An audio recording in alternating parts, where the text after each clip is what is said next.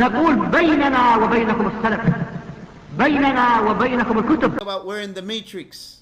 Ya akhi, the matrix, you don't have to know about any matrix, the red pill and the blue pill. Or if you read the Quran, the shaitan is at the head of all evil.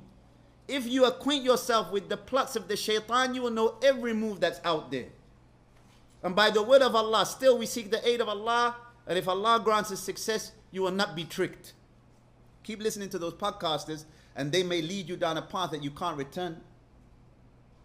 Because some of them, many of them, utter complete falsehood. And I've heard some of them, even some of the Muslims from amongst them.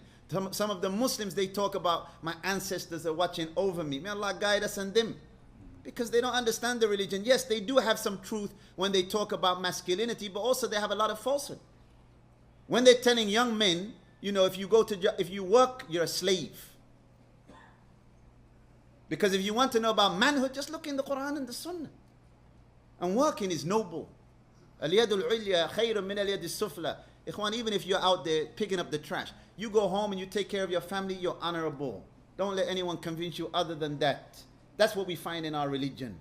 And whatever Allah blesses you with, alhamdulillah, you're content. Yes, you will work to better yourself. Be an entrepreneur if Allah blesses you.